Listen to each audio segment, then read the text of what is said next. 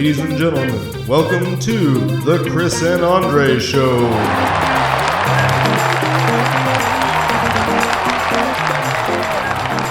Hello, everybody, and welcome to the Chris and Andre Show. We're glad you joined us today. I'm Andre. And I'm Chris. That's it? I mean, I thought I'd try to be super serious today. Oh, okay. Well, we appreciate you joining us today, and as every week, if you're following us on YouTube, please subscribe, like, and share any video you like. But subscribe, because then we just can grow our audience, and that's a good thing. We're up to 7. 7. Hey, I know, also, we probably shouldn't be like calling out the number of subscribers that we have on here, but I'm just like, whatever.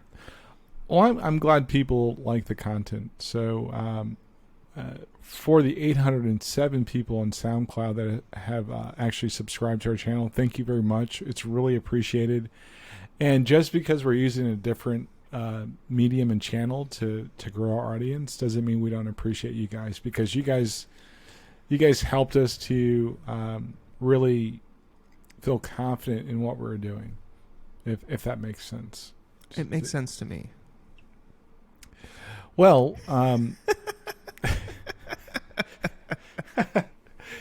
so Life. there's something I want to talk about, and I want to kind of get it out of the way, because I've been wrestling with it for a couple days now. Sure. The anniversary of George Floyd's death. I get it. But the one thing I want to say is I appreciate the media coverage, but I don't think George Floyd's death changed the world.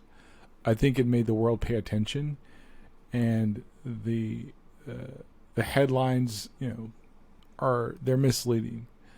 And it's really pissing me off, because there are two things that kind of just really struck a nerve. His brother made a comment yesterday at the White House, and it was pretty impactful for me, because that's kind of how I felt. Our Congress passed a law for the Asian hate laws. I mean, pretty simple, right? Like, it was a problem, let's fix it. We can't fix policing laws the same way. So that it's disappointing. It's like we're arguing about Marjorie Taylor Greene. I'm not going to give her an abbreviation, because she's a POS, in my opinion. So that's her name. So I don't want to give her like a clout booster. Like, I'm not going to. But you say you're not going to give her an abbreviation, and then you called her a POS, which is an abbreviation. So well, because I'm trying to. I'm just over here being that asshole. I mean, that's who that POS is, right? And my where I'm going with that is, we send a lot of money to Israel, and I was actually going to the grocery store today, and I was thinking about this. I'm not well versed enough to know the conflict. I am well versed to know that as a political chess piece, the U.S. has used Israel a lot of times. I understand why. For 40% of it, the other 60% is up in the air. But we make an effort as a country to support Israel. We make an effort, like the president, Joe Biden, the president. So, and that he gets his full name out there. I really see some hypocrisy there. Like, Israel's an issue. Yes, I get it on the global stage, but we don't take care of home. And I'm just kind of fed up with that. We kind of like, we can, go tick for tack. And we talked about this early on when I said with all the marches and people protesting, that how long will we remember this for? And we're living it out right now. We talked about it a few weeks ago when I said I'm not very confident anything will change. Yeah. I mean, when the verdict came down in the Chauvin trial, like it was basically the same thing, where it's like people wanted to look at it as like this huge watershed moment where finally, so it's like we got one. It's like No, it's precedent. Yeah, I mean it's precedent, but even then, like it's not justice. Like it's not ultimately what we're looking for. Like that is a necessary thing that also needs to happen, but that doesn't solve the problem. Like Derek Chauvin going to jail for murder, like is not a solution to police brutality. Like other police officers aren't going to look at that and go, "Man, I shouldn't, use excessive force." Like that's that's not going to be the thing that makes a difference, right? Like it's going to take a lot more than that. It's frustrating. It's like really, it's I don't know how to explain it, but I watched the video of the gentleman dying in South Carolina that's 2 years old, and the feeling I get when I see, or when I feel, not just when I see, because I can't disassociate myself with the fact that now I feel the same way. Like I literally feel the same way when I see a police officer. So everybody's trying to memorialize, and I'm not discounting the death of George Floyd. I'm just being very, very, very clear. To his sister's point, until something changes, she's not going to Washington. That's how I felt. I'm not trying to put this guy on a pedestal because he's not the only person. I watched this episode of United Shades of America. So Kamau Bell, thank you for sharing this. And they were, doing an expose on what's happening in California. This one guy, and I'll look it up later and give him a shout out, but he's actually made images of all the people that have died unjustly by police. So it's not just George Floyd. It's not any one person. It's a problem. It's a systematic problem. And no matter what financial class you want to put me in, I feel the same way in my own town. And it pisses me off that we're not making moves, but we want to park on Marjorie Taylor Greene. I don't give a shit about her. It's just, it's another distraction. Yeah. Right? Like why do we give people like her and Matt Gaetz and these other individuals who, without this outrage, over what they say and do, there would be no publicity for them. Right. They are so inconsequential in terms of their, role and impact. Yeah, exactly. And yet we want to behave or, believe that somehow, them being in this position haven't been, but and I'm guilty of that too, right? Like I've fallen into that trap of thinking like, oh my God, these are the crazy people that we have to worry about because God, no. And it's like, no, it's not great that we have those types of representatives in our government. I don't think it's a great look for the country as a whole, nor for that particular area. If you're represented by this moron, I almost called her a woman, but she is like, she's just a moron. How good do you feel? The truth of the matter is they voted her in, so they probably feel pretty good. And that's, I don't know. Like, are we at a point where there's some people who are too far gone when it comes to like conservatives and Republicans and that sort of thing, where it's like, okay, there is no coming back for you. Like you drank too much of the Kool-Aid and now you're permanently, tainted by all of this crap that we've been through over the last, not even just the last 4 or 5 years, but obviously a lot longer than that. Or do you think that there's like a real chance for any of like, for those people to kind of wake up one day and be like, oh crap, like these people are just totally crazy? Well, the truth is you can't save everybody. There's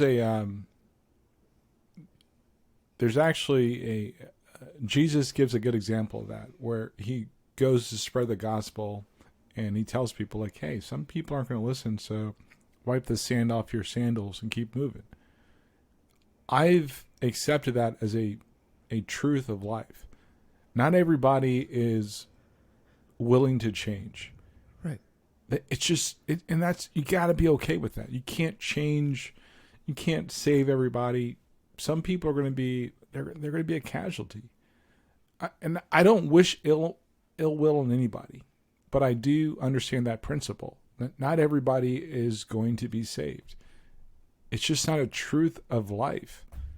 And it's just very disappointing for me to think of all the things that we could do, all the things, like the positive things we could do, and we squander opportunities time and after time after time after time, and we keep moving. And so I'm not celebrating or memorializing George Floyd's death.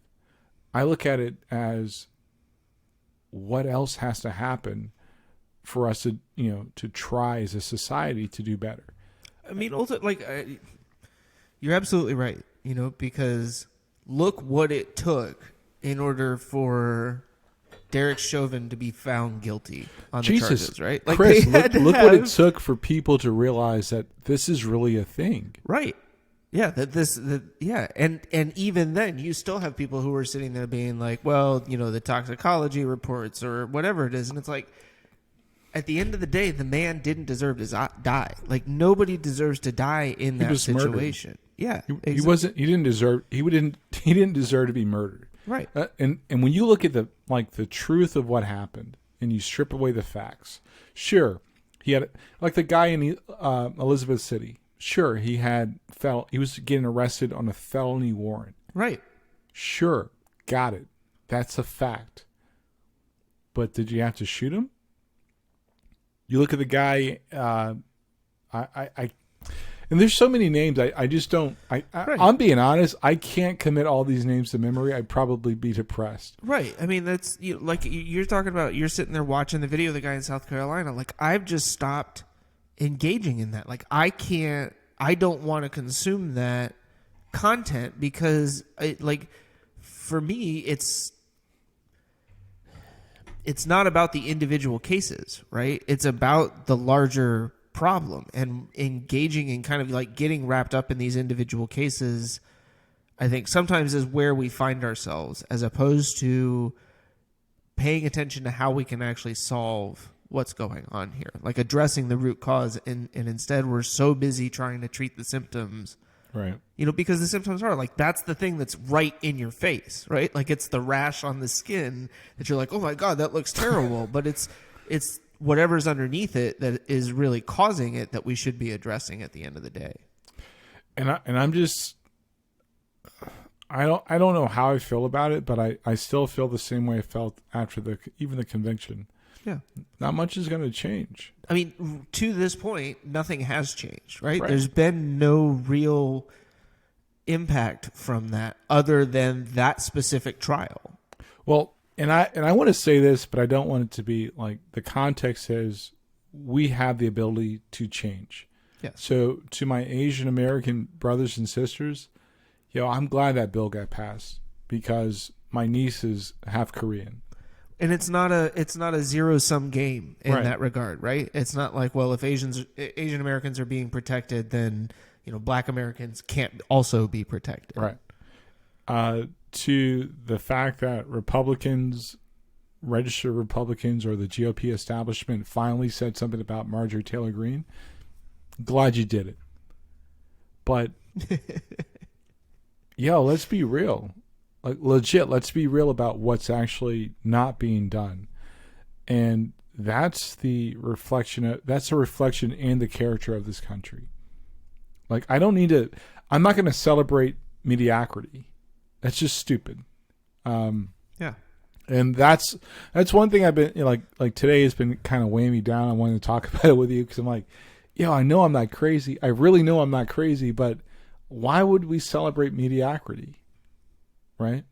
The Chauvin getting convicted or charged guilty or found guilty is mediocrity.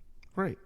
And like, at the end of the day, is that what we want to be celebrating, right? Do we want to be celebrating the fact that another person is being put behind bars for murdering somebody else? Like, no. Like what we should want is that then murder never occurs in the first place, right? That we do whatever it is that we need to do to correct that problem from happening again. And we're gonna watch another. Like there's it was San Jose. There was a mass shooting. Another mass shooting, and Texas says that we need more guns to unregistered people. I mean, like, it's not even let's improve the registration process. Let's make it more efficient. It's no, you don't need. Oh, unless you're a convicted felon, then we just ask that you please don't go out and own a gun.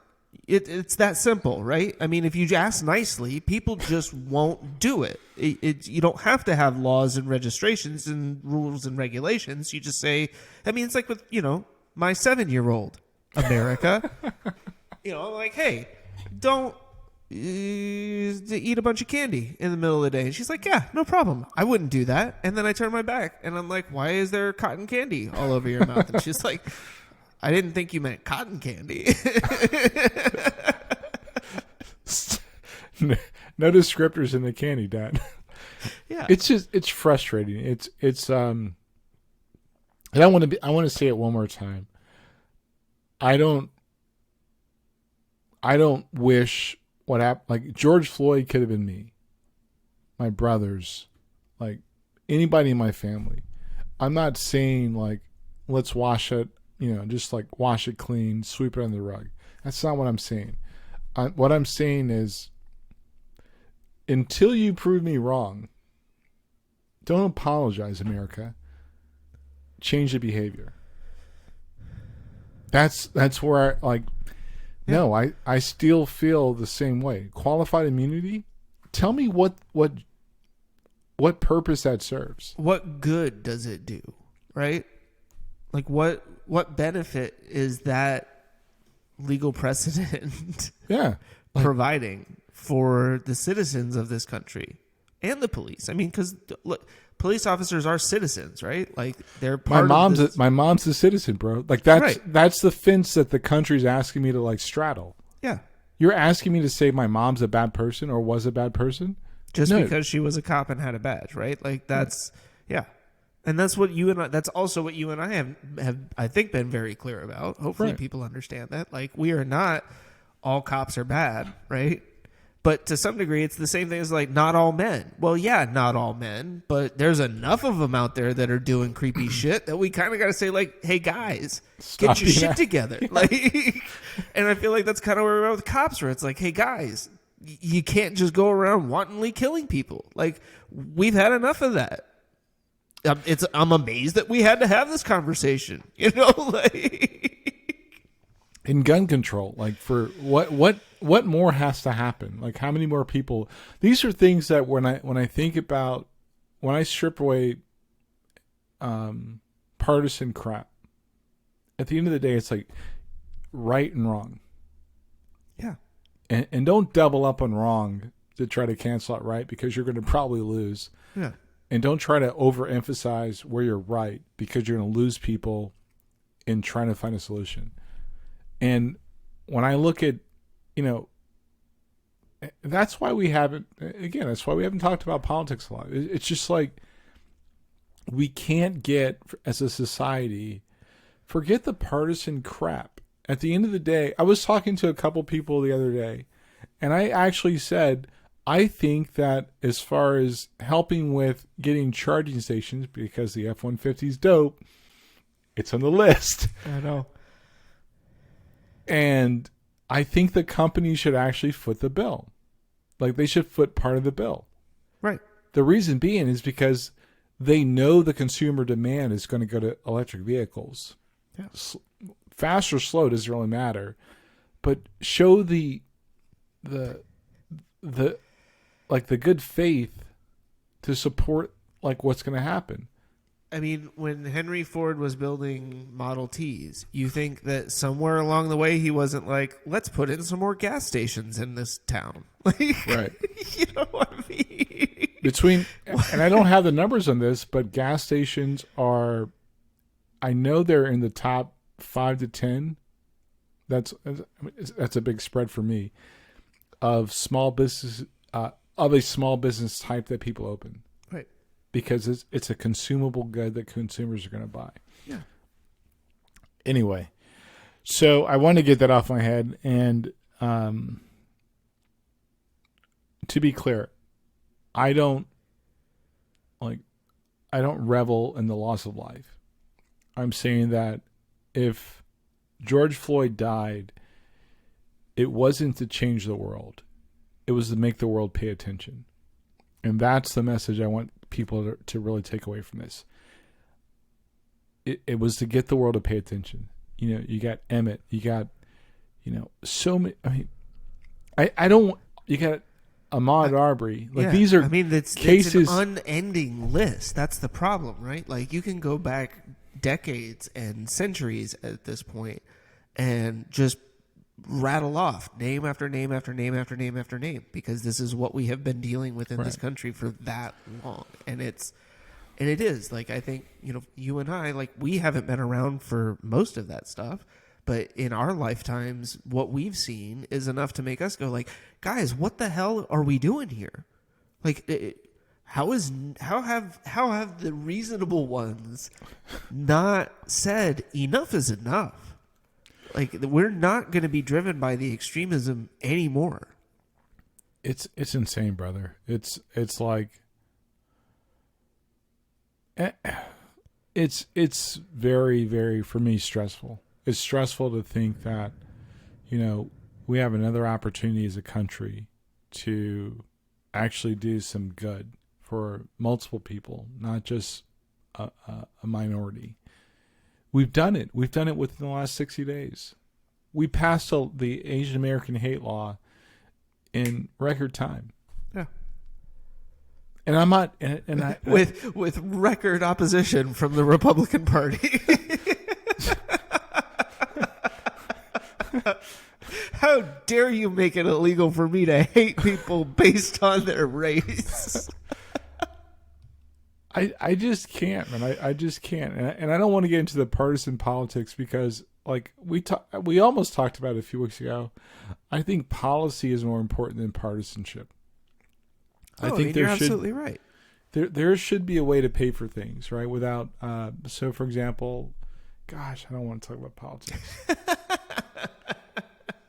So our state, the state senators the state representatives are trying to reduce the tax bill for our citizens in North Carolina. Okay. It's actually gone up 40% since 2011. Totally get that.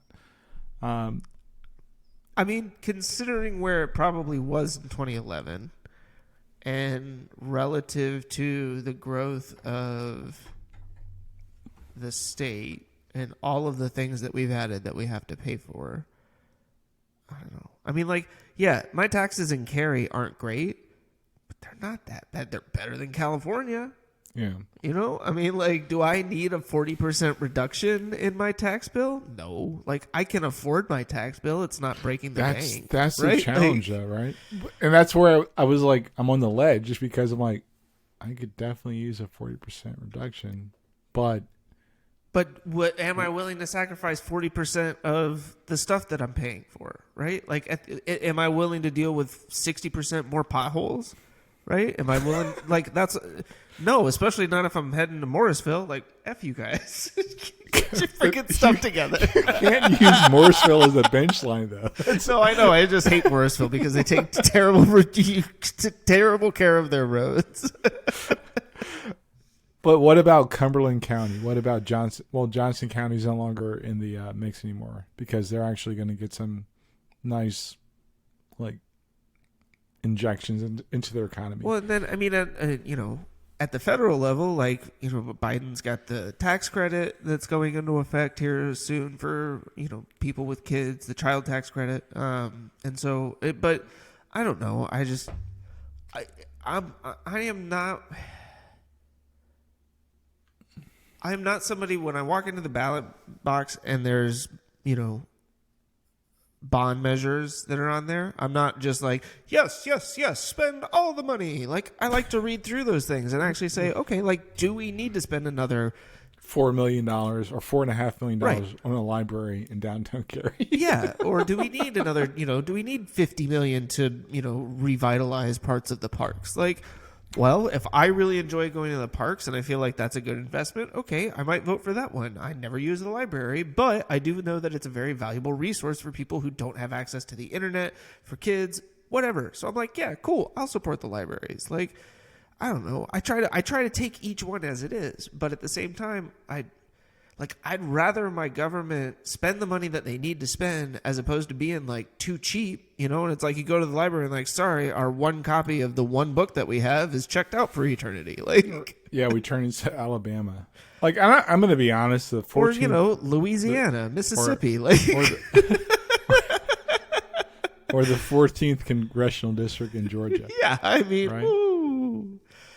I just want, got I some do want, learning to do down there. yeah, I do want to say this, like, I get the apple pie, vanilla ice cream, baseball people. I really understand where There's you're coming nothing from. wrong with those three things. Those, like, I love. That's my favorite ice cream. It's a fantastic pie, right? It's my favorite pie. It's the world's most boring sport, but I know some people like it. So yeah. But the the whole idea of government is to, like, if you go back in history, if we like do like a fast scrub, we don't have a sound effect. Go backwards. still right? working on that. The whole idea of government was to make sure that a region could support itself. And at some point, and it's not capitalism, I don't blame capitalism for this. We just forgot that. We became so self-centered and selfish that it makes capitalism look like the agitator of the problem. Sure. And it's not true. Like, I want my neighbors who aren't doing well, like, for example, in Apex, right? The mayor, big fan. Saw him in the grocery the other day. Give the nod. I mean, he's really trying to push affordable housing, and that is probably echoing because I was listening to the news today. Fayetteville they put a bond measure together for $1.4 million for affordable housing. It's not that everybody gets a house. Right. It just means affordable. That's the opportunity people are looking for. Yeah. Collaboration, synergy, thinking outside the box, raising the bar, breaking down silos, shifting the paradigm, disrupting the market, business. Right? I was looking at apartment rates a week ago, 2 weeks ago. A freaking 3-bedroom apartment, like North Hills area, Midtown. Yeah. I mean, There, you got it. Yeah. More than my mortgage. yeah. No, I mean, Anyway. this area, and the scary thing is, right, that this area, compared to a lot of other parts of this country, is affordable, right? But that's part of where I think That's the actual dilemma, yeah. right? I mean, that's again, yes, I pay a pretty good amount in property taxes every year, right? Like, and it's gone up significantly over the 17 years that I've lived in Cary. But I still look at it and I'm like, well, that's not that bad. It could be a lot worse. And I pay 2.25% less because I live in Apex. Yeah. Literally adjacent to Cary, and we have our own like mini triangle in the triangle. Yeah. And then you have Raleigh, which is not really adjacent, but it's adjacent. Right. But not really. It's really Cary. Yeah, you do. You got the Cary, Apex, Morrisville, triangle. Right. Raleigh really is because there's that divide between Cary and Raleigh. There is it's basically 440. Right. And so once you get onto the other side of the belt line there, then it's like, ooh, now I'm in Raleigh. Now I can charge astronomical rates for properties. I mean, and Cary is not great either, right? Like property values in Cary have skyrocketed. But it's again, it's still, it's like, it's really bad. Cash a check. Suckers. No, I mean, but at the same time, like I look at, yes, I was very fortunate in that when I bought this house, I found a property that had been foreclosed on. So the bank basically just wanted what they were owed on it, which was less than what the house was really even like tax property valued wise. Yada, yada, yada. Yeah, I know. And it was right before the whole real estate bubble stuff. And so they were like, you want a loan? Here's a loan. We don't care. Pay it back if you can. But that was the thing that we had that discussion where it was like, okay, you can spend the next 3 years paying rent and basically have nothing to show for it when you're done. Or we could see if we could find a reasonably priced piece of property that we could invest in, and then you rent the rooms back out to your friends and you pay whatever the difference is. So here's like insider view. When you rent, it's not that you have nothing to show for it. The only thing you don't control in this area is increases. That's it. The average person in this area lives in a house for like 4 to 5 years. 5 to 7 is the max. Like 4 to 5 is like the... Yeah, Mr. 17 years in one house over here. I am the outlier. I understand that. Well, currently I'm an outlier too, because I bought my house with the intent like it was going to be an investment. I wasn't going to stay here for longer than 5 years. Yeah. And it was going to become a rental property. But change careers, change jobs, blah, blah, blah. And here we are. But I've made over $100,000. So at the end of the day, it's kind of like not a bad spot. But I also understood real estate at the same time. So it wasn't like I was investing in a crapshoot. So you did your research and understood where you were investing, what the trajectory of that area was. Right. I mean, and look, I recognize that, in a lot of ways, this area was very insulated during that first real estate bubble in terms of property values for a lot of people, right? Yeah. Like if you were in a place like yours or mine, you may have lost a little bit, but then, you started to kind of come back out of it. It wasn't like other areas, in large part because the values hadn't been overinflated in this part of the country as much. So we didn't have as much to lose, was part of it. Yeah, this area's been a buyer's market up until about 3 years ago. Yeah. And then all of a sudden it's like, and this last year has just been, absolutely ludicrous. Right. I mean, people throwing $50K over asking, cash and not getting a thing. We're in Southern California, like negotiations. Yeah. I mean, it's nuts.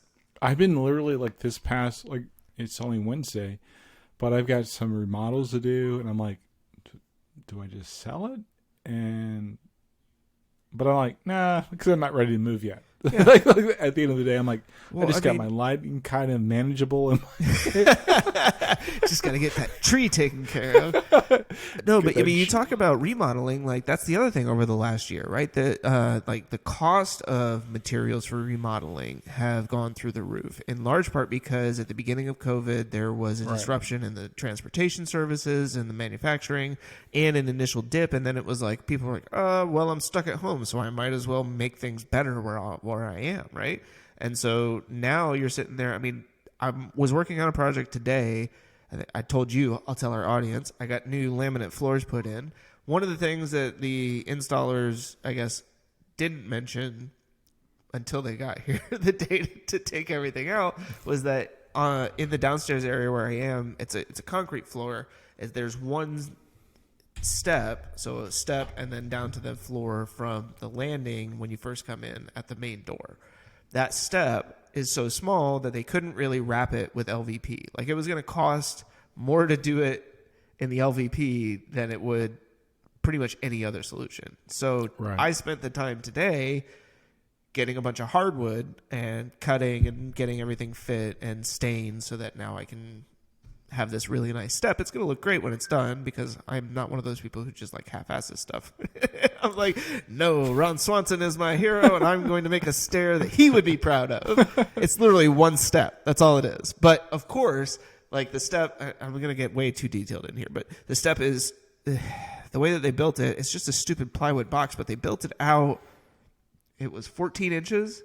A standard stair tread is 11 and a half. Right. So I had to buy 2 stair treads and rip one of them an extra 6 inches to get the proper amount of overhang, right? Yep, I'm following. Yeah. I think I paid almost $30 a piece for those 4-foot oak stair treads. Like, I spent $100 in wood to do one step. Because the price of lumber has just gone through the roof. And then trying to find it for doing, massive remodels, 2x4s and stuff like that. I mean, it's crazy. Yeah, and okay, so from a business perspective, right? Like, the market has to have a correction at some point. This seems like we are just like teetering on the edge of people are like, just keep throwing money at it until everything, right? Like, this is going to explode. And every indicator in the market says that housing is a bubble, right? From interest rates to supply to insulation. So, like, I hear you on that. Fortunately, I was a carpenter. I literally spent $75 on so my house. So I live in a townhome, and I have 2 units for my AC. I had a line clog on my what covers my main floor of my basement, and it cost me $75. Not a market rate. Yeah, but I was like, gosh, that kind of sucks. But I'm sitting here thinking like $75. That was not. I thought it was going to be like way more than that based on your air conditioning repair experience. Speaking of which, I spent $8,000 on that. That was a very, very, very tough pill to swallow. I mean, that was the almost $3,000 that I dropped on my new hot water heater to get that installed on a Saturday. I spent $5,000 on my hot water heater. Yeah, it's insane. It's insane. The hot water heater itself is like $500, $600. Yeah. Everything else is labor. God. And look, I'll be honest. I'm going to give a shout out to Streamline Services because they did my install on the hot water heater. Jake, who was my technician that came out, was incredibly professional, drove all the way back to North Raleigh to go get the hot water heater and bring it back, like stayed here, made sure everything was cleaned up. And then a week later, I get like this random tin of cookies in the mail from them. That's like, we just wanted to say thanks for choosing Streamline Services. And it's just like, man, okay, so some companies still know how to do like good customer service stuff like that. Because that was like, okay, I'd already given them a good review, but it was like, if I ever have anybody who's like, man, I don't know what to use, I'd be like, man, I like Streamline. They work for me. Yeah, and I'm okay with that. So my AC, I was okay with that. My hot water heater, I use the same company because I knew that from my experience in that industry, I'm like, some things I kind of just want to make sure it's right. Yeah, I mean, get inspections and make sure everything's legit. It's one of those things, you get what you pay for, right? Yep. And so it's, if you want to hire a cheap painter, okay, just be ready that your lines probably aren't going to look great. And you might have, right? you don't it's like you don't scrimp on certain things, and like Yeah. a hot water heater and air conditioner, those are the things where you just kind of like, I'm going to invest the money in this, that I make sure this is done right and I get a good one that is going to last me for a while, you know, like. When I was a realtor, I've had inspections where like people updated like hot water heaters or whatever it may be, and there were no permits. That's a nightmare. So for me, it's kind of like, okay, $8K, sure. All right, I will admit I did get like a humidifier in my AC. That was probably an extra $1,200 to $1,300, but We live in North Carolina. It was well worth it. Like I have a $200 or $300 like portable dehumidifier that I keep in my kitchen, just running 24 hours a day, basically. Like, dude. So yeah. But I'll tell you this: the only bad side is like there are two things. One, my downstairs is cooler than my upstairs, and it's super like, it's like cool air because it's so like crisp and clear. And then secondly, when I had my guy come out yesterday and like check the pump, I was trying to trace back the pump line from my condensate pump because it's in the basement, so it has to push up the water to wherever it like disperses at. He goes, "They probably got you because 9 times out of 10, you don't have to replace the whole unit." And I'm like, "Yeah, I realized that after I replaced the whole unit." Like my spidey sense was taking like, I really just bought a new furnace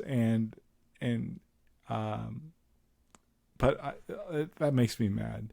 But Well, I didn't mean to make you mad. I was trying to get to that. So the reason why it kind of triggered was because I paid like $1,700 to replace the coil in my upstairs unit. Mm-hmm. It's been flawless. Like And 5 years. That's the furnace or the AC? Well, it's a HVAC combo unit. Okay. Yeah. So that was, I swallowed that pill. I'm like, all right, cool, whatever. Right. Yeah. As opposed to like, the quote was maybe like $3K or something like that. So I'm like, all right, well, I'll just replace the coil. Yeah. But then when the guy told me yesterday, he's like, yeah, it was probably okay. And I'm like, God. I mean, it's tough, like there are those times where, I've been in that same position, right? Where I feel like I made a mistake and I paid for something I didn't need to. But at the same time, I just kind of like, you know what? Dude, how many times did I tell you like my AC's out? Yeah. I mean, like that's exactly what I was going to say, right? It's like, do you keep dumping $500 or $600 every month into your broken down vehicle, or do you try to save up a little bit and trade it in or buy something new, right? And so at some point, like, you just kind of have to bite the bullet and go buy something really nice that you are going to enjoy. No, I mean, like, look, I did the same thing like 15 years ago. Well, maybe not that long. 10 years ago when I had to do a new furnace, right? Like the one that was in here, I'm pretty sure was the original from like 1972. Like that thing was way overgone.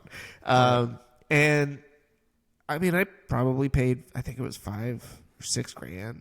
As one of the companies that had a deal with the gas company where it was like, we'll just add, equal payments over time and we'll just add it to your gas bill. And I'm like, well, I mean, my gas bill is basically nothing at this point. So sure, whatever. And it was fine. I mean, over 5 years, I paid it off.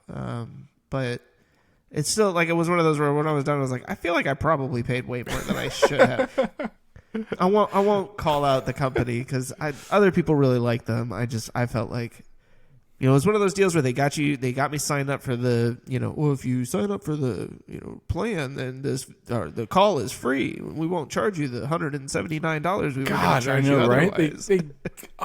Every time they get you.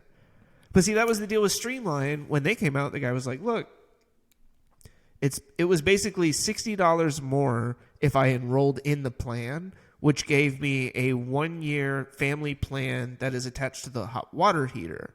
So that if there's ever an issue, basically I get priority, service from Streamline. They'll come out and take blah, blah, blah, blah, blah for 1 year. for 60 extra bucks. And I was like, okay, whatever. Yeah, I spent $60 a day on crap. Yeah, like, and I'm not saying first Literal? world problems, just like real world, like, and that's okay. So No, I mean you're right. Like I go out and drop $60 on stuff that I definitely don't need. So like, right, you know, that was one of those things where I didn't feel bad about that one. Like I was very pleased with my streamlined service. I will also say USC Flooring, based out of Durham, did my flooring here. Oh, really? They did an excellent job. Is it Modesto, I think was his name. There's a man who's I think is running everything over there, but he came in and made sure that everything was good, got his crew in. They did a great job keeping everything nice and clean, like went through and cleaned everything up when they were done, you know. Sorry, I've been doing a bunch of remodels, so I like to, if people do good work, right? Like, I mean. So my thing is like, I always ask like people that are in those trades, like, fair deal. Like, I don't care if it's like $2,000, it's $2,000. But fair deal for me means like good quality work. You make a profit, and I don't have to talk to my wife about how much money I spent. Like, yeah, it's not unreasonable, right? Yeah. Like if I have to ask for permission, and I've got to do some stuff like floors, and I'm gonna do a kitchen remodel and master bedroom remodel. Ooh. And then I'll see like and my basement. So my basement is my basement, but it's a room, but it's not a room. Because there's no... We're really learning a lot here, ladies and gentlemen. Andre's basement is a basement, and it's a room, but it's not a room. Well, it's got a... Those are literally the words that just came out of your mouth. So, it's got a family room, right? Yeah. So, it's like an apartment. So, that's where my, like... And it's got, like, 1 million cameras. So, like, that's my... This is becoming weirder and weird. It's like an apartment, you know, where people come and stay. So I have a bazillion cameras so I can spy on them while they're in my house. It's not creepy. It's just Andre. No, it's because, like, I want to make sure it's safe, right? Because it's the one thing where, like, I can't hear it. If you go to my front door... and you so just to be clear, it's a basement, but there's access out from the bottom. So you can people could be coming in from the backside. Right. Yeah. Fair enough. Okay. After you, like, embarrass me. No, I just... I don't have the patience for this shit today. Well, then we picked the wrong day to record this podcast. That's all I'm here for, Andre. No, that makes perfect sense. I understand. Yeah, so that's like my one, like, and I'm like I'm a security guy. I'm like soft spots, like harden them up, and like, but yeah, it could literally be like its own apartment. It's got a bathroom, a room you can like put a bed in. Crap. Does it have a kitchenette? No. Okay. I was actually going to do that when we built the house, but I decided not to. You know. Some people like that, you know, like I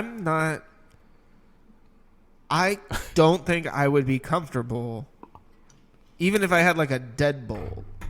Right. Like just having other people living in my house. Oh, never you know? that. Like, no, but like that's a thing that people do, you know, where it's like, oh, well, you know, we have this apartment that we rent on our house. And I'm like.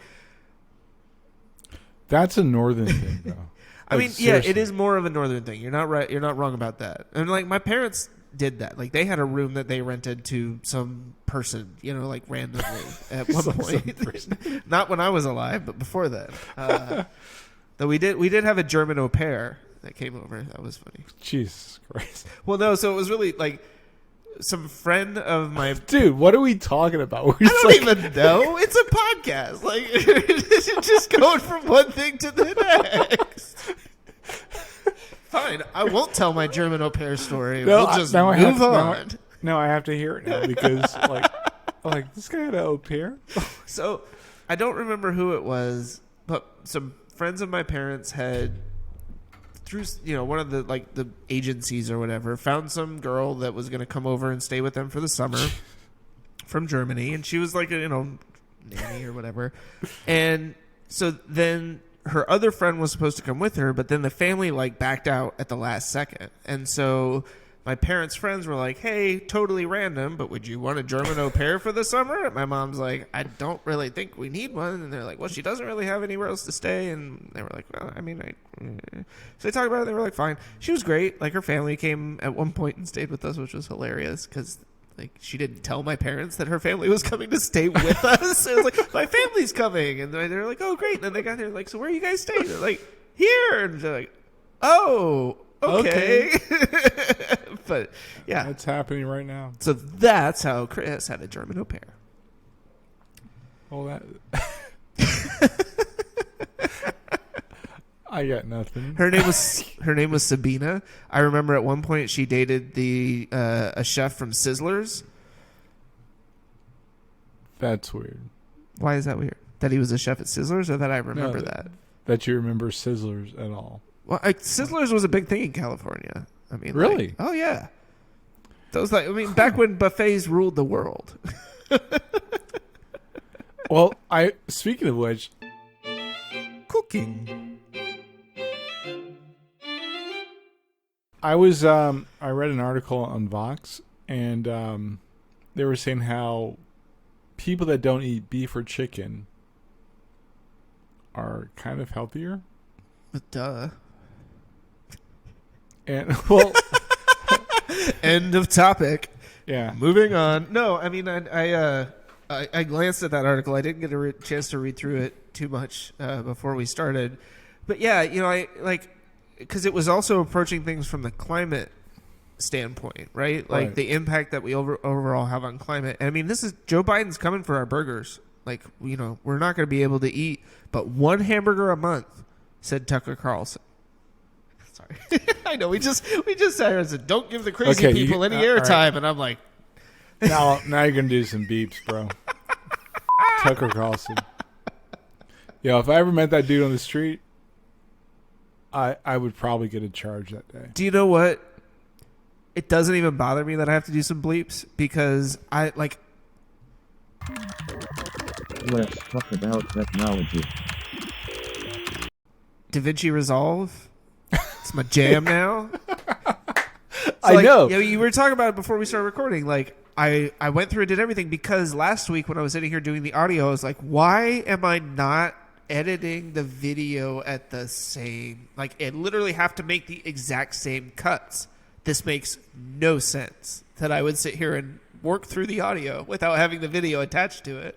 And so this time I was like, I'll just import it all and work with it that way. And through that process, like I was struggling a little bit with some of the audio editing because it wasn't the same interface that I was used to with Audacity. But when I finally did a little bit of Googling and YouTube watching and discovered the little music note thing, it's super simple. Like I can just go in and be like, I want to cut this and I'm going to drop my little tone in here and then beep. It's perfect. So yeah, you can say all you want. That's going to sound great. I will say this. DaVinci Resolve is okay. This is not a paid promotion. None of this is. Just to be clear, we don't get paid for these opinions. Yeah. These are our legitimate beliefs. There is nothing influencing this other than the fact that we like these services and or products and have used them ourselves. Yeah. I'm a developer. So everything sucks in this guy's mind. Until you prove me wrong. That's my disclaimer. I don't believe you. But DaVinci Resolve, I'm a developer. I write code. Unless I wrote it, I don't believe it. DaVinci Resolve makes me feel super confident that I can actually do something well. And it's a completely different skill set. So, I'm not kidding you. I really feel like I'll be like, oh, okay, I'm gonna edit a video, and I'll feel stupid. That's how confident I feel with DaVinci Resolve. So, and I mean, just so that everybody understands, and this is not meant in any way as a derogatory, knock on Andre or his skill sets, but that's not where he usually feels comfortable. give him a dark screen with lots of letters and numbers and stuff like that. Like, but going into this world of visual graphics, like when he put together the intro and the outro graphics and sent it to me, and I'm like, who are you? And what have you done with my friend Andre? Because like, that's just, but I was so cool. And that was part of what motivated me to get into DaVinci Resolve too. That, and then, No, he was like, if he can figure it out. well, it wasn't even that, but then all the news with Audacity.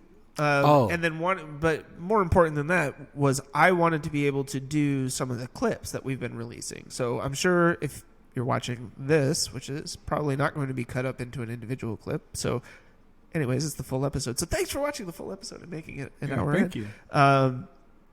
We have started releasing 3 to 4, sometimes longer segments of each podcast every week. I try to find 3 or 4 specific kind of things that we talk about that I think are really interesting or that everybody would like, because we understand that not everybody has time to sit down and watch a full hour and a half podcast.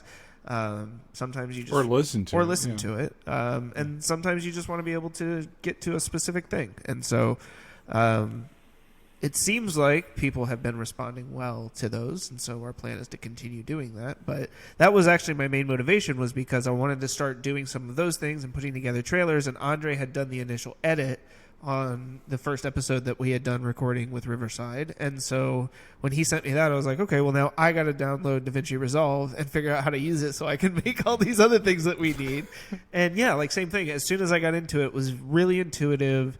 A couple of little hiccups there, here and there, but the community or, documentation or videos and everything on YouTube, there's so much out there that it takes me hardly any time when I feel like I'm stuck. I'm like, oh, I don't know how to do this. And I'm like, why am I trying to solve this myself? Somebody else already can tell me how to do this. And that was, it was where I was like, how do I edit audio better in DaVinci Resolve? And it was like, click the music tab, dumbass. No, I really enjoy DaVinci Resolve. And it's not a budgetary constraint for us. It's like, if we say, hey, let's buy an audio mixer, we'll figure that out and we'll buy it if it's going to help us. But what was intriguing me when I started, I was geeking out, like the most tutorials, Final Cut Pro or DaVinci Resolve. How to do this and how to do this. And I kept seeing DaVinci Resolve showing up in the top 10 results. Well, let me download that and see if it's a thing. And then remember, I am not. Well, actually, that's so not true. I can draw. Yes. That's the thing. So when I diminish my own skill set when I say I'm not creative. No, actually I am. I can paint, right? Acrylics rock. Everything else it sucks. My older brother does oils, and he's an asshole for that, but that's okay. But I love you, Emery, but you suck. I can't do oils. So I am kind of a creative. But so it was kind of let me just try it out. And I would have to say, without using Final Cut Pro, I might do it just because I might do a comparison. DaVinci is good enough, and it helps people that feel like it's intimidating make it not as intimidating. So yeah, I mean that would be my biggest probably thumbs up, or plus for DaVinci Resolve, because I have had some experience editing in the past. I've used Final Cut Pro, I've used Adobe Premiere, I even tried using iMovie at one point. Anyways, DaVinci Resolve so far it has, I mean, the fact that it's free, first off, is amazing. It's ridiculous. Why? There's nothing that we need that DaVinci Resolve does not provide, right? Right. At the end of the day, we're not we're not doing a movie, right? We're not doing heavy motion graphics, right? Anything like that. We're doing some very simple stuff, and so we really just need a fairly simple editor. The nice thing about DaVinci Resolve is that it lets you do that while making it look good. I mean, I'm not trying to like say our videos are the most amazing, but I love the new format, the way that we're able to put everything in the frame, like even all of that stuff. They provide tutorials on how to create frames, right? Like they had the Actually, that was that's Riverside. That's Riverside. Yeah. So I got to give them credit for that. But another platform that so far I've really enjoyed, and hopefully underscores the fact that we will spend money where we think we need to. And that's any small business. It doesn't mean like, good point. Like Riverside, thumbs up. Like, I'll be honest. I was very skeptical. Really? Any kind of just like the online platform. Because I didn't understand the local recording at the time. And yeah, their tech was kind of vague. It was a black box. But once we got into it and started actually getting the end results, I was like, oh, wow, these guys have done a lot to make this, again, like just very simple. Like if you're not a huge audio editing, processing geek like this guy, and like Riverside's great because it makes it easy to track your levels, like get everything in it. And then again, DaVinci Resolve, like you drop your audio tracks in there. It has some very, like good basic audio processing filters and stuff like that you can do. It's, I don't know. I mean, I love tools that make it easy for people to look like they know exactly what they're doing. Yeah. And that should be the purpose of software, right? Not Salesforce. Oh, don't. I want to prove that every salesperson out there has no idea what they're doing. That's what I'm pretty sure the guy who built Salesforce set out to do. God. Sorry. We don't have to go down that rabbit hole. God. Make it stop. God. Just no. Oh, man. All right, let me get back on track.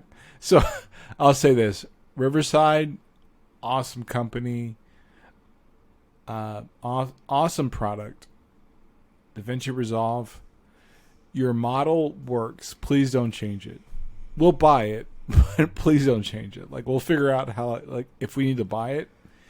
It's not really the question. The thing is, you can get people to upgrade their subscription or like license without like changing anything. Like I'm literally a developer. I don't understand what Chris understands, but we were able to take our workflow and make it work between two people. And I'm the least experienced in this area, if that makes sense. Does that make sense, Chris? Yes. Like I'm literally like the guy like, does it show up on the yeah, I mean, like that's, and I guess that's what because you're right. Like I don't want to sell your underlying creative skills short. It is more from an experience standpoint in this particular medium. I realize that like that was very far outside of your, experience and really comfort zone. Yeah. I mean, like you have stated repeatedly, I don't want to learn how to edit audio. Stop screwing around or you're going to make me learn how to edit audio. And then like that was part of the thing when you jumped at the opportunity to do the video stuff and were so like, look what I did, check this out. I was like, that's awesome. I mean, because that's the feeling that everybody should have when they work with a software tool like that, right? Like, look at what I was able to do.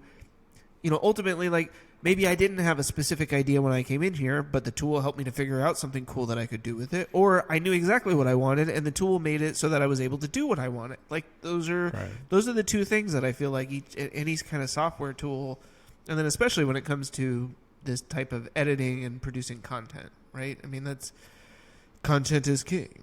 So, speaking of which, like I was reading an article, pardon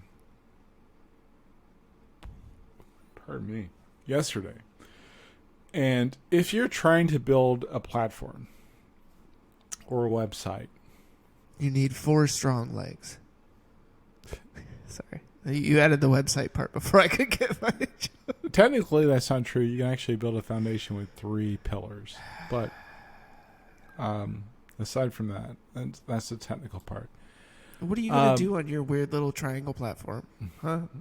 I'll I'll be over here rocking and dancing on my square platform. You'll be like, "Oh, I'm afraid to get too close to the." But even a square platform needs something in the center, and that's what the peak of a triangle does. Like just for support. What? If you're an architect, please dispute me. No, I mean I understand that triangles are very strong and that they're no, I get that point. But you're telling me that because yours is a triangle, you don't need something in the center. You technically don't. No. Okay. The distance will be the same from any angle. I built quite a few decks. Just for the record. Any triangular ones? Actually, yes. I did build one. So, yes. Just out here being an ass. And I'm trying to not argue with myself because the base of the triangle was against the foundation of the home. Uh-huh. And it really doesn't count. No, it does. It's fine. I understand what you're saying. Yes, that the center point is equidistant from all of the extremes. Yeah. What was I saying before you? Gosh. I don't know. Oh, content is king. Yeah. Yes. If you're trying to build write more, figure out different media types and figure out ways to do those things. That's what we're trying to. We're really trying to of course, talk as friends and brothers, but also understand what helps us to build our own community and build our audience. Right. I think, I don't know. I feel like we've talked about this a little bit in the past, but probably not in as much depth as we could have. And ultimately, I think there's two reasons that we kind of do this, right? One is what you already said, which is to talk and just be friends, right? This is a great opportunity each week for us to shoot the shit and talk about things that we want to talk about. And the other piece, the whole reason that we record these now and publish them is because we believe there is some value in these conversations being had, right? Yeah. And that we can increase or multiply the value of that by sharing that content with other people. And so the best way to do that is for us to understand what kinds of content people like and how they like to consume it.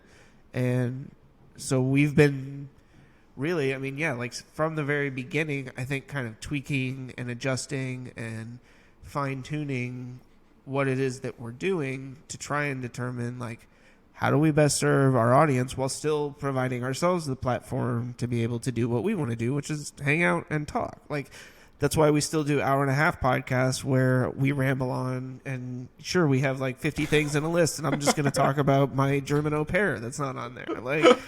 That's because if we were having lunch, we would talk about your German au pair. Exactly. It doesn't matter. Because those are the things that come up, right? Those are the conversations that we have. And not just me and you. These are the conversations we all have every day with each other. And maybe now more than ever, I feel like that's something that we really need. And I don't know. I'm getting all hippy-dippy. Okay. But it's true. I think people spend so much time on surface level BS. Well, and focused on talking and not listening, right? That's the beauty of this right here, is that at the end of the day, I have to shut up to hear what you're going to say. If I just keep talking the whole time, I'm not going to hear you. And so I get to take time to sit back and listen and absorb and think man, he's so wrong in so many ways. I can't wait to explain to him. Or you have to shut up because he's going to punch me in the face.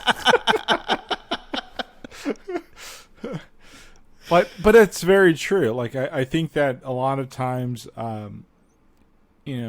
so last week I talked about very haphazardly, these are the conversation guys have at the grill. And I kind of picked up on that because of something I saw on Twitter. No, guys talk about things. We guys, men, whatever. We talk about things. We just don't publicize them, right? And I think it's okay just to talk. I literally say whatever I want to say, no matter where I'm at. all the time. Gets me in a lot of trouble. 100% of the time. Like, I never fail. See, and I'm not that way, except when we're on this podcast. And I guess, like, you must just bring it out at me, and I'm just like, whatever. I'm just, Yeah, Mississippi, Louisiana, every other state in the South that's got a really crappy education system. Like, yeah, you guys are ignorant. Arkansas, what are you doing? Yeah. Like, you are the only state capital in the entire country that doesn't have a major highway go through it. Do you realize that? That's how much the rest of us don't like you. Really? Yeah. Little Rock does not have a major interstate that goes through it. Did not know that. Yeah. See, you learn something new every day. Well, every week when you talk to me. Yeah.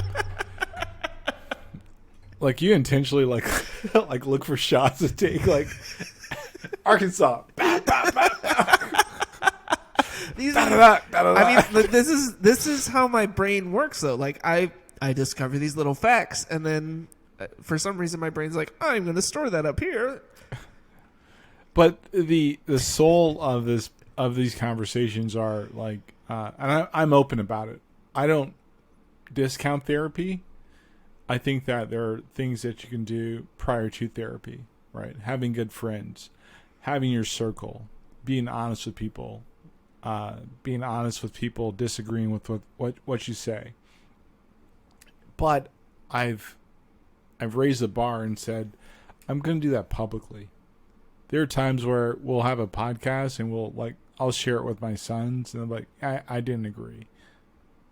And that's okay, because my goal is to be the best Andre I can be all the time. We've had my brother-in-law, Chris's dad, Bob. Love you, Bob. Happy birthday. Give you a shout out. You didn't call me for your birthday or like invite me to the party, but that's okay. There wasn't really one this year. Doesn't matter. I've got my cootie shot, but it's like helping you, like building a foundation and a group of people that support you. Good times, bad times. Agree, disagree. Because if you have the right people around you, they're going to make you stronger. We talk about things that, like openly. If this podcast, if this channel on YouTube becomes successful, it's not just for us. We want to share that with other people. Like, this worked for us, this didn't work. So what worked for us? Riverside's working for us. DaVinci Resolves works for us. What's not working for us? Facebook.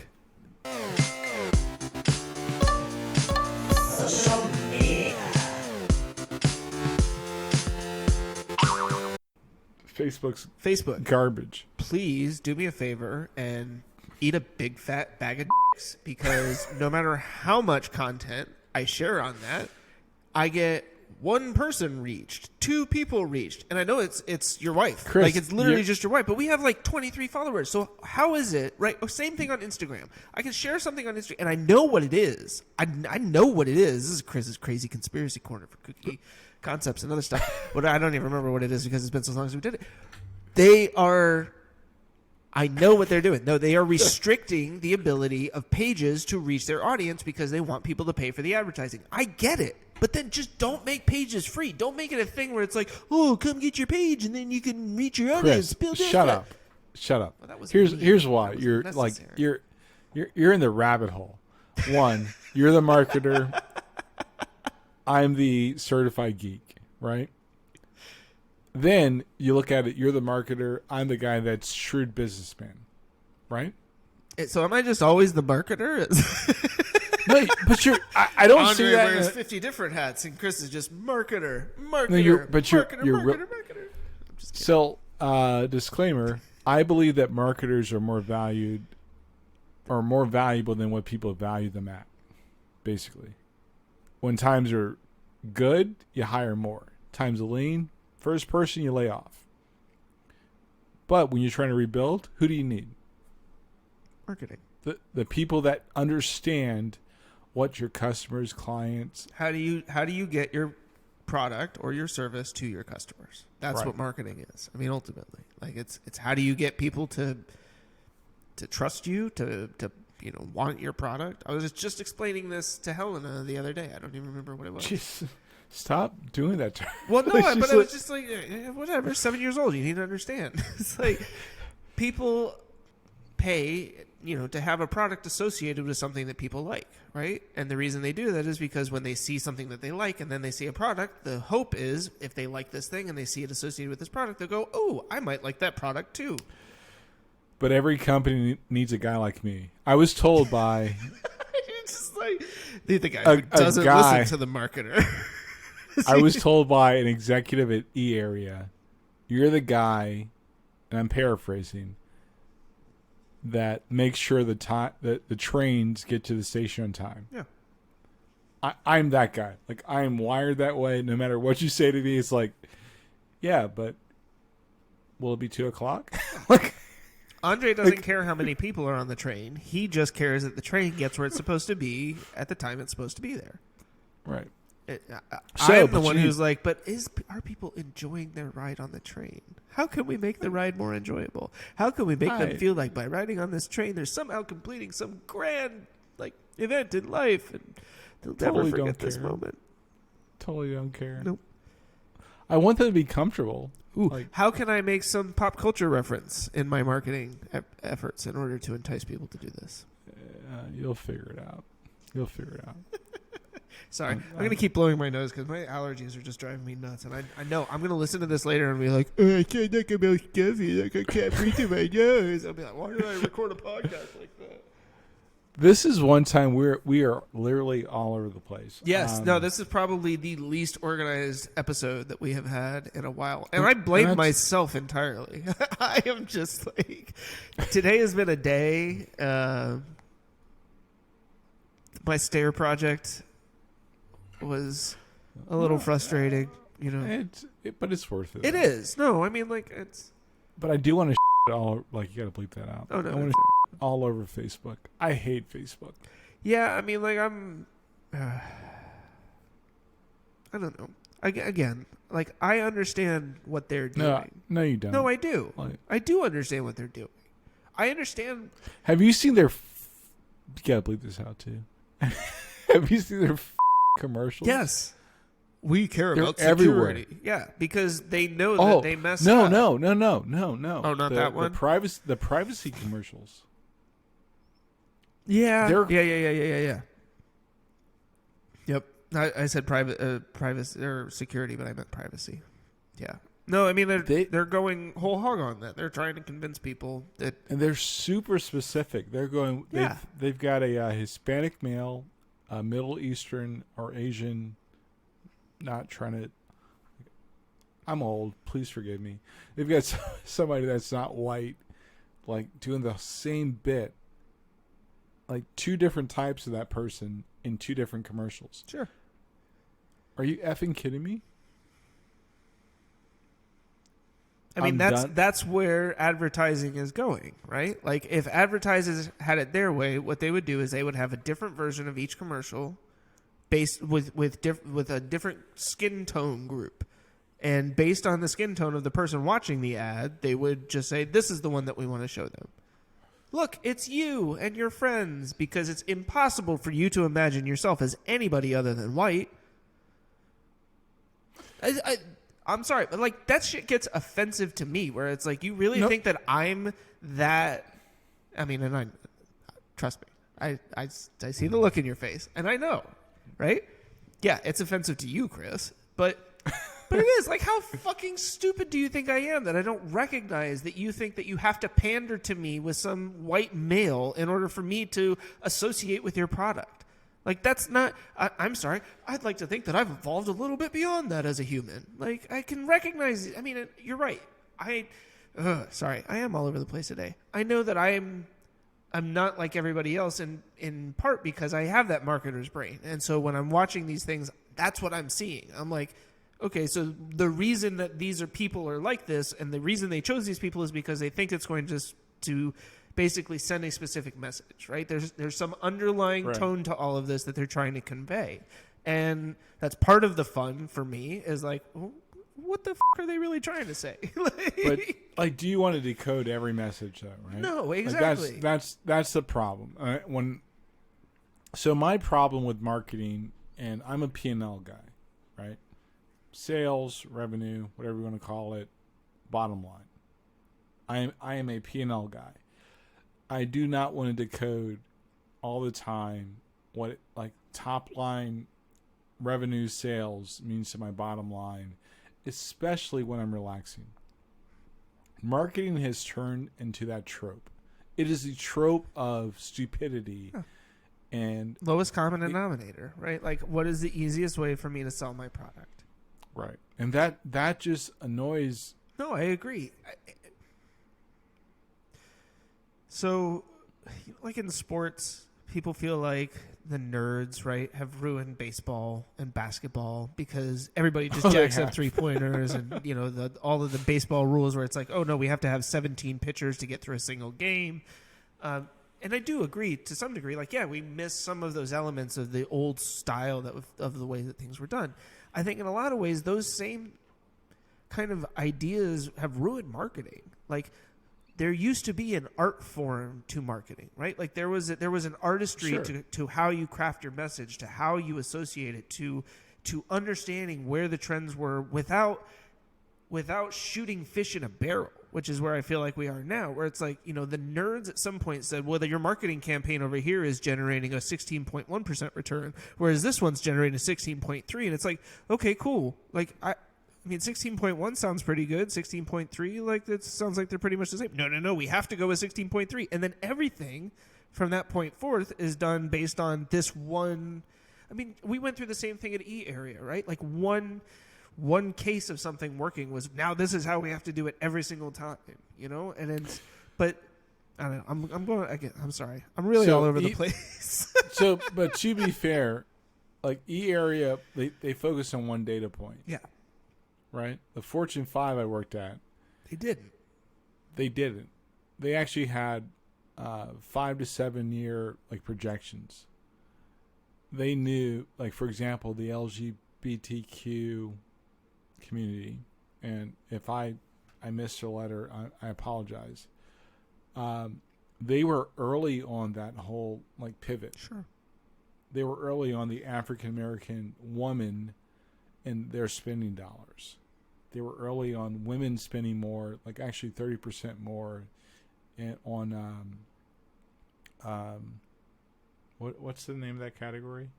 Discretionary spending. And in that category, there's like dining out, et cetera, et cetera. They broke it down into so many different pieces. But they were like typically on average, they were on like 2 years early, and they changed their marketing. That's the only reason I understand marketing. Yeah. I don't know. I mean, like, I feel like those are the examples. Like, but it doesn't matter. It doesn't matter. Right. Like, society proves that. Why do we need our companies to be at the forefront of this messaging, right? Right. Like, why aren't we as the... Oh, my God. Life. I forgot to get a picture of this, but so this weekend I went to Virginia International Raceway for the Moto America bike racing, which was awesome, by the way. It's the first time I've ever... Dude, that video was amazing. Yeah, I mean, 187 miles per hour going down the back stretch there. But I saw this kid, couldn't have been more than 16, walking around with a black shirt with white text that said, "Awake" in giant letters, but not woke. Underneath, and I wanted to be like, what's the difference? Like, A lot. There's a lot. There's a big difference. Like, awake means like I'm not surprised by what's happening around me. is this where we're at? Like, Well, I mean, yes, for generations, I understand that, like, for generations, woke has been co-opted no, Chris. as this term, and sure, like, you don't want to call yourself woke, but like, do you need to wear a T-shirt that announces "I'm awake"? Like, wouldn't we know that based on your actions? Is it? I mean, that's where I'm at. Where it's just like, do I need a Black Lives Matter flag in my front yard, or is it okay if I just go out and treat people equally, not based on the color of their skin? Right? Like, you're like, you're at the top end of your generation, right? So 2 years, It's on the 3 years. The best around. Nothing's ever gonna keep me down. Dude. So Yes. your age group, your age group is the tail end of my age group. We're right. I am basically right at the beginning of my millennial generation, 83, 84, right? Yeah. And I was So born in you're- 84. So Right. So you're the top end. Like if you look at that whole spectrum, sure. But what does that Like- what does that mean?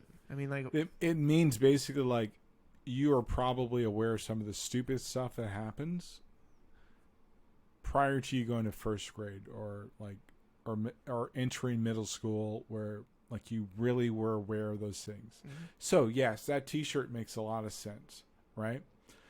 You're aware of it. Question is, what do you do? Right? How do You you wear a influence T-shirt. that? No, that's.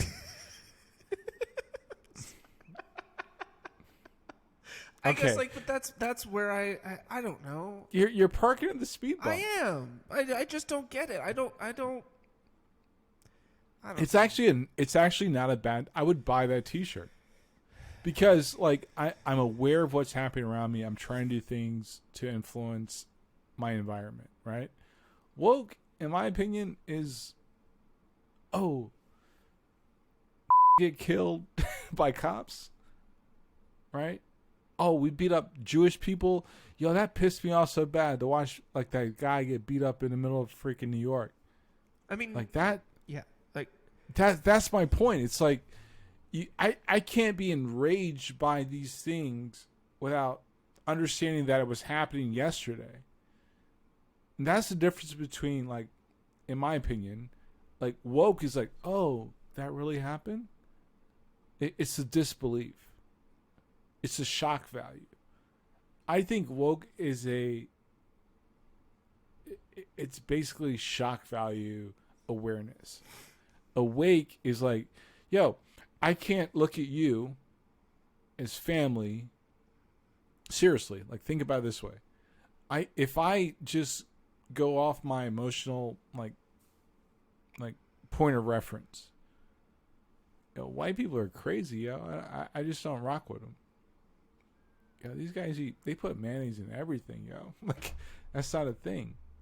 Or why do I have to like justify what I do? Like you've heard me say these things. I've had to justify my existence at a company, and I can do the job better than like 2/3 of the people I work with. Right? who is that? And what do you do here? Yeah. Right? Motherfucker. Let me catch you. I am just like, I am hitting every single one of the nerves for Andre today. I'm sorry. I'm telling you, like today has just been a really weird day. I'm God. not trying to piss you off. I'm just. But you see my point though, right? Yeah. So because I taught you, because I wasn't just being like, yeah, it's just me. I taught you. Yeah. Right? So I mean, You I were- am aware, right? You're aware and you're awake to the fact that, yo, shit's not the way we believe it to be. Right? Woke is like, I saw it, I heard about it. Did that really happen? That's why George Floyd didn't change the world. He made motherfuckers aware of what was actually happening to them. That's my point. Like, you're proving my fucking point right now. You see what I'm saying? Kind of. If I told you, Chris, Yeah. right? We go outside. I'm like, yo, man. Like when I taught you about my son, and like struggling in school and the things he's like had to deal with. Mm-hmm. You got to see because you trusted me and like you let me into your world. And you're like, yo, that's not okay. You're awake.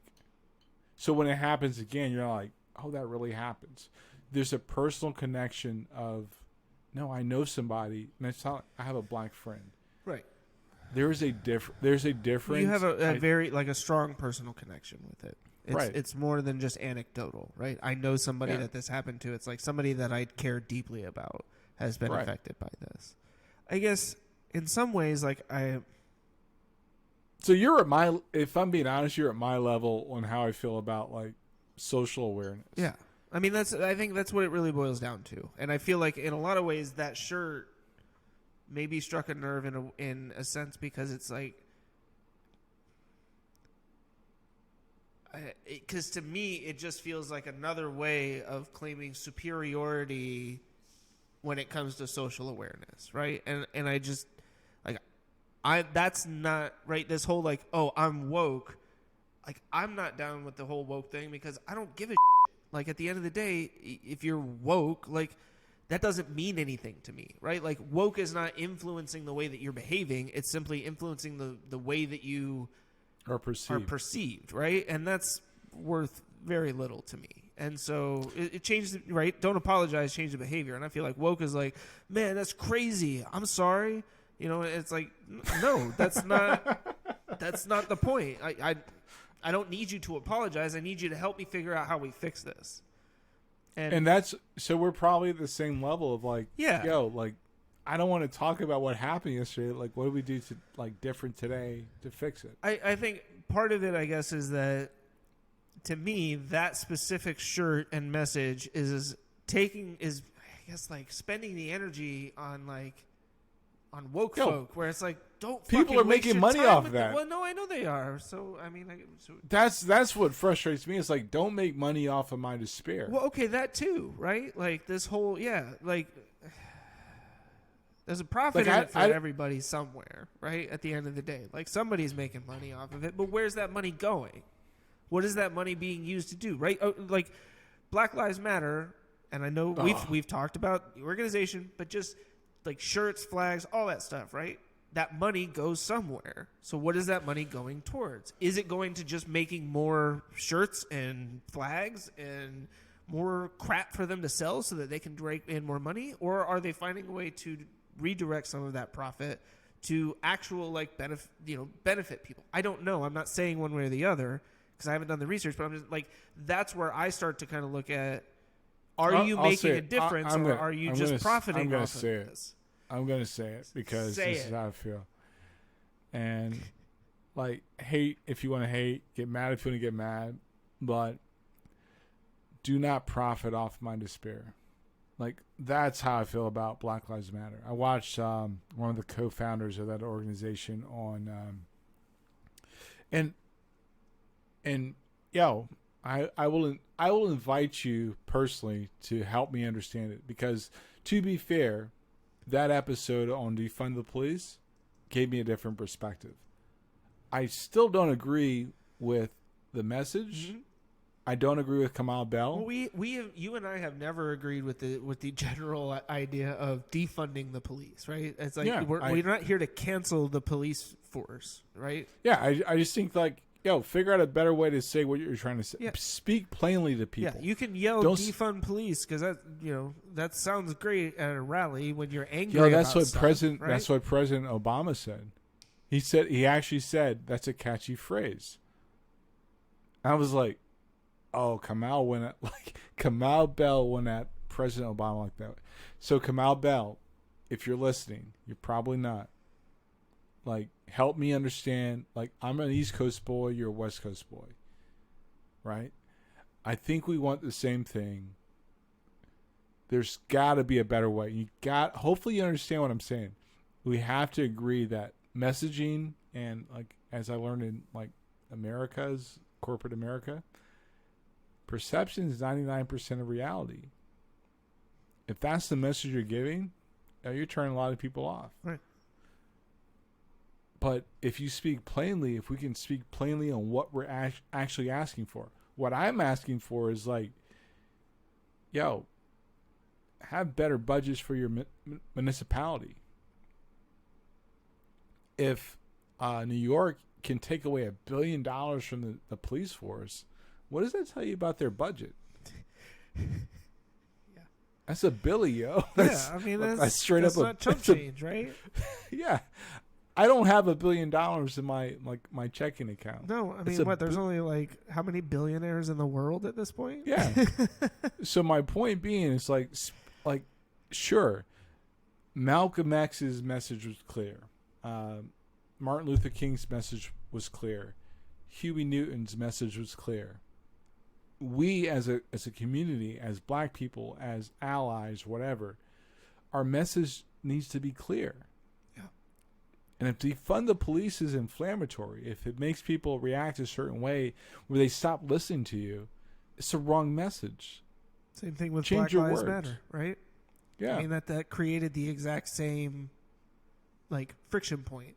It was Yeah. all about those three words, because it gave people something to argue against, right? Well, what about white lives? What about all lives matter? Yeah, right? I don't want to explain to you that white people are important. Right. I don't want to explain to you that. I mean, the fact that in this country people feel the need to have it explained to them that white people are important is beyond It's stupid. ridiculous. But, you know, I mean, for all you woke bitches out there, I guess. Yo, and I love my people, and I love people in general. I don't like stupid people. So I want to be very clear when I say this. And we don't have enough subscribers to absorb the hate. So I just want to be very clear when I say this, because if you ever try to, like, in 10 years, like, well, you said this, let me be very clear. The issue is, like, right now in 2021, we as a country, our Congress passed a law that makes Asian hate crimes a felony. Long and short of it. We are trying to celebrate yesterday, right? That was the 24th. Am I correct? The 25th. We prepped to celebrate a man's death, where I have family members, if I'm being super honest, I'm going to come 100% clean with you, that they've gotten the raw end of our quote unquote judicial system's like indictment. But we pass laws. So for me, it's been a hard week, right? We're trying to, like, memorialize George Floyd. Again, disclaimer, just in case people forget it. I don't celebrate the life lost by anybody. To be clear, yeah, Money wasn't an angel. He wasn't a saint. But he didn't deserve to get murdered. Right. I mean, none of us do. Like, Yeah. at the end of the day, no human deserves to be murdered. So let's keep it real. Like, let's keep it real. If we're talking about Black Lives Matter, yeah, I feel you. What are you really doing? Right? And what's the real message, right? What's the message? Because Like- if it is just Black Lives Matter, then you and I aren't here for that, right? If that's all it is. I want to get to the root cause. Yes, systemic racism. That is a problem. Yeah. Yes. In our financial system, our policing system, our political Education system. educational system, 100% on board with that. We've talked about things that we should do. I personally believe, like, let's stop draining opportunities out of our neighborhoods. I can't say that enough. Like, you think the average person selling drugs wants to sell drugs because that's all they want to do? No. It's because it's literally the only opportunity they see. I literally watch and sure, I'll get criticized for this too, but small audience, doesn't matter. I'm watching George Floyd's daughter hold up her fists and chant, say his name. I'm like, come on, man. Like, don't put her in that. Like, that hurt me. So unless Benjamin Crump can tell me why that happened, it looks like in my opinion, like just something to, like, bank on. I mean, a publicity stunt, right?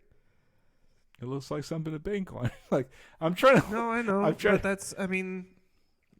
Yeah. And I would never do that to my children. No, and you know, we're not sitting here saying that that's what was 100% done, right? But the optics, the way that it looks, right? It's The way that pretty it's shady. perceived is like, yeah, I mean. And what we should be doing, like, for black people or non-white people, we should figure out a way to circle the wagons. Like, and I hate the word ally, but there's no other way to describe this group. Super friends. Like, sure, super friends. Like, what do we do differently? How do we get people to run for office that are going to support what the actual group / quote unquote society wants? Yeah.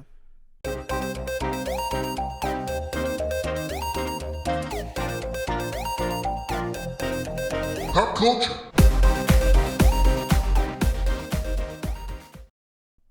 Like, I don't want to give Marjorie Taylor Greene enough effort, energy to like acknowledge her existence. I don't want to cancel her. Sure, they're racist people. But those are the things that we do that are self-defeating. And we spend so many cycles in the media. So CNN, which has been getting a lot of my eyeballs, go F yourself. Stop talking about like this chick. Remember, I mean, was it 2008? The world was ending because of Sarah Palin. Oh. Right? How much longer did we actually have to put up with Sarah Palin, other than the fact that people wouldn't stop talking about Sarah Palin, right? I mean, like, the media was obsessed with her for whatever reason. That's a good point, yo. And that is a baller point. She's gone. Like, Marjorie Taylor Greene, she's not even close to that same, like, level. Yo, stop getting on Trump's jock like that, yo. Well, yeah, I mean, it's... Unless dude's getting convicted for something, I don't care about him. Yeah, I'm with you. Like, the same thing where it's like Twitter, social media, whatever, the news stuff, where it's like I start seeing these articles and I'm like, don't care. I'll tune in when the conviction is finalized. Yeah. Either like convict or not convict. Yeah. If you don't convict. But you know what I don't care about? A paneling of a grand jury. Yeah. Doesn't matter. I am not getting excited. I don't care. I'm not going to waste my time with it, because ultimately, who does that affect? Nobody. Other than the people who have to sit on a grand jury for 6 months and then determine whether or not there's enough evidence. Like, and I check in at month 1, month 2. Like, check in.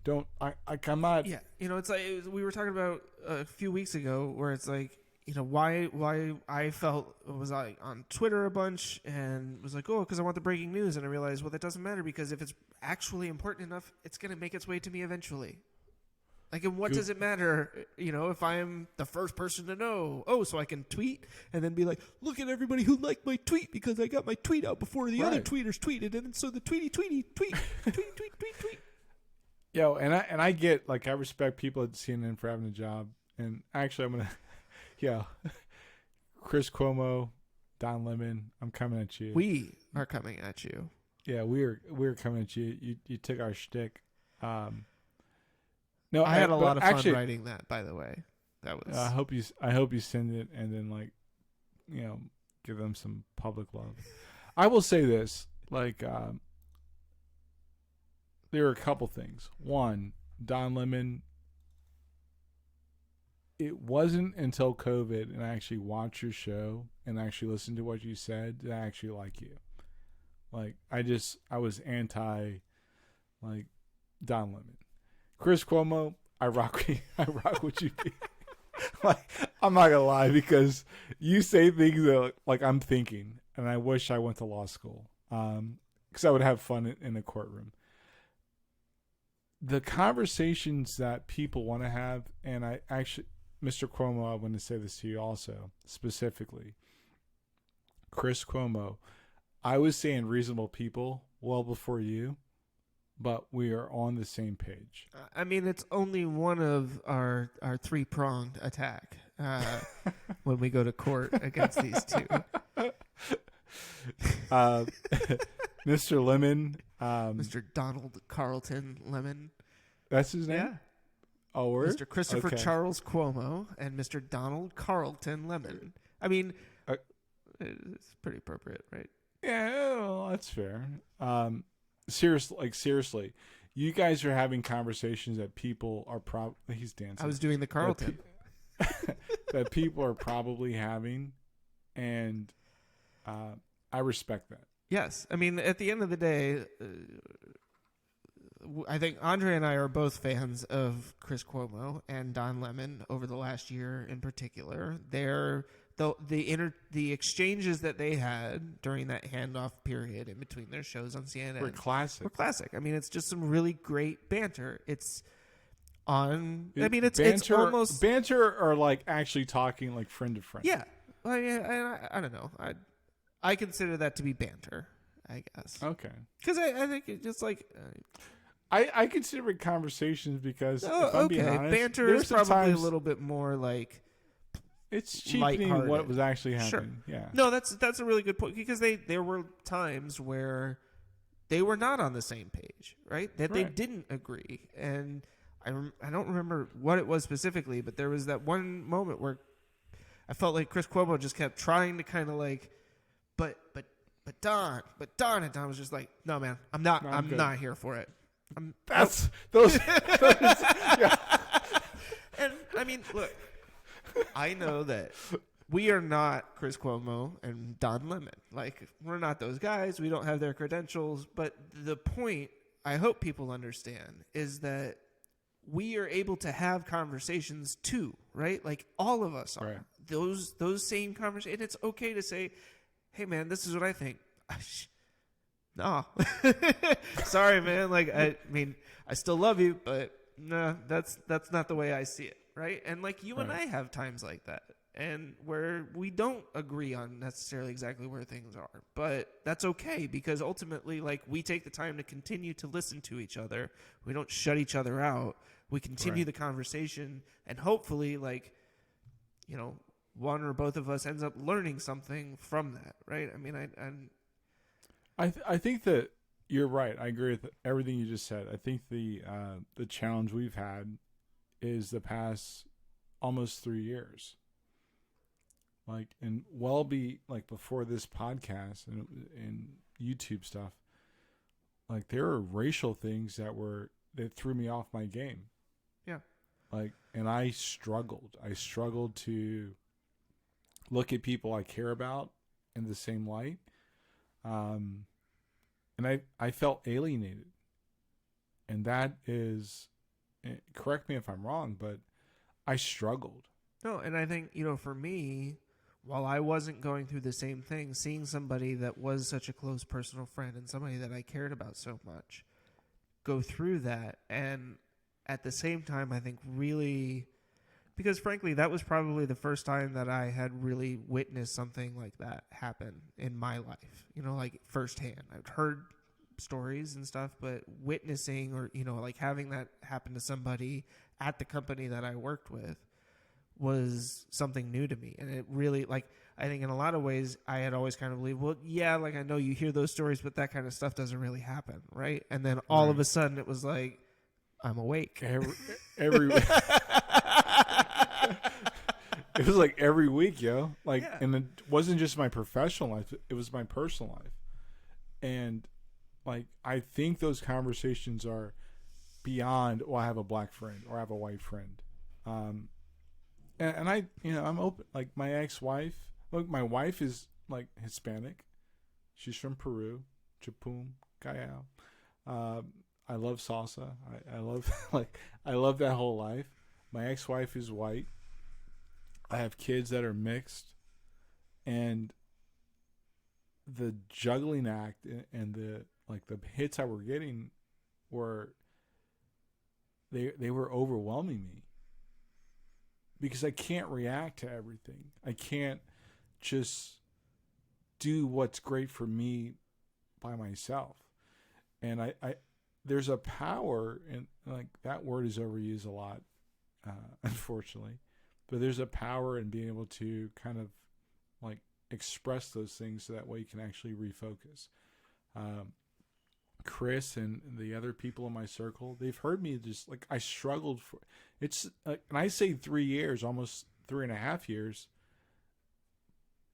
Like 2015 is, and then when Trump got the nomination, it's been hell. Like 2020 wasn't the start of it. 2019 wasn't the start or the beginning of what the struggle was like for people that weren't white in this country. And we all keep, for some reason, we think that it happened like when Trump became president. No, sir, it happened before then. There's been this dystopian, like we lived a dystopian future on purpose as a country. We stopped talking to each other. We stopped listening, caring. And some of us that love this country felt alienated. We watched a man die on TV multiple times. I've watched another man die on TV multiple times. So, real talk, if we don't decide to like really address the issues that are going on, it's not going to get better. Like it can't. There's nothing mathematically that says, "Oh, we'll figure it out." We won't. We can't rebound from this. And that's what I'm like, Chris, I love you, bro. And, I know this is another long episode, but that's what I've been struggling with. Like I've kind of limped through the last couple of weeks of like, all right, it's going to get, no.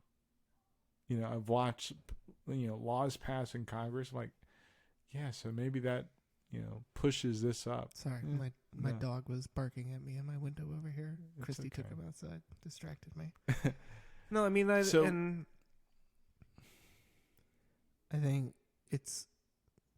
I don't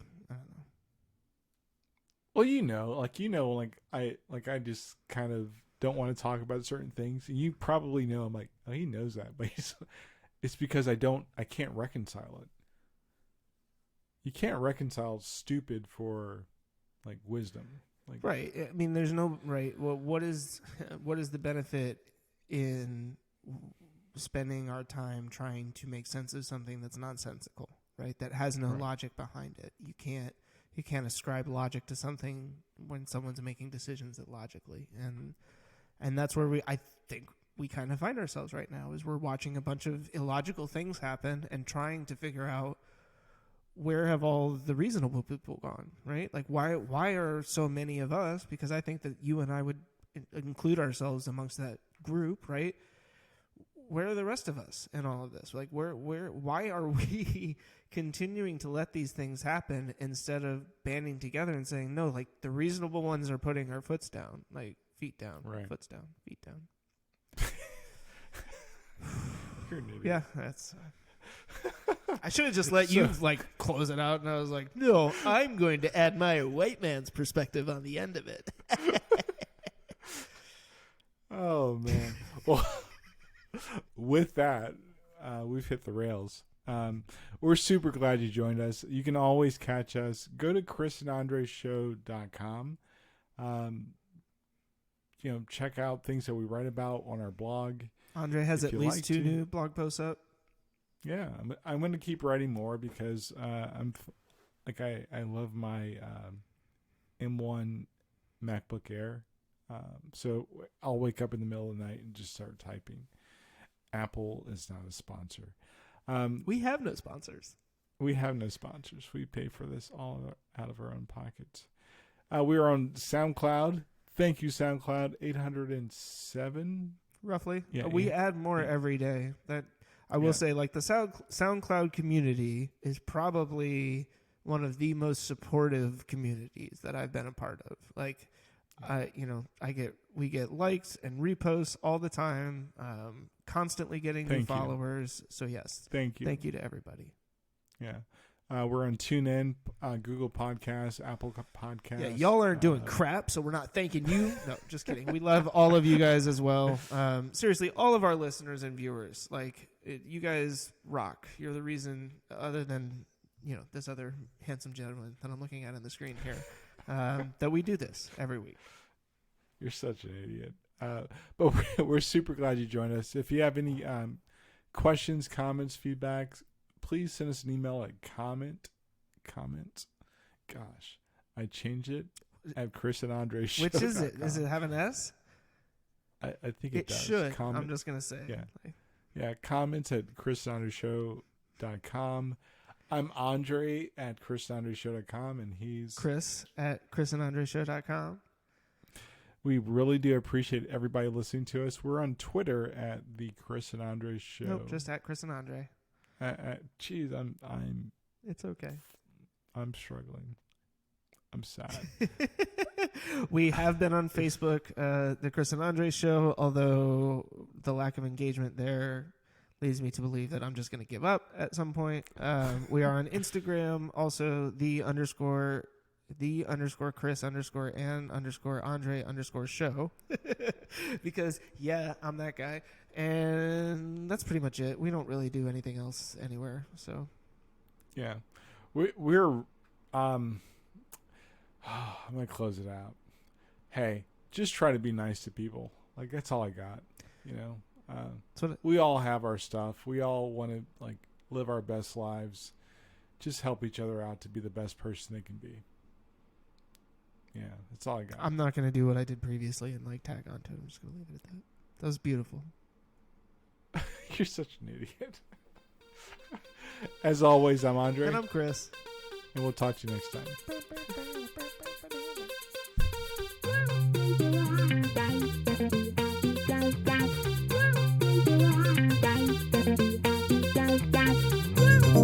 Bye.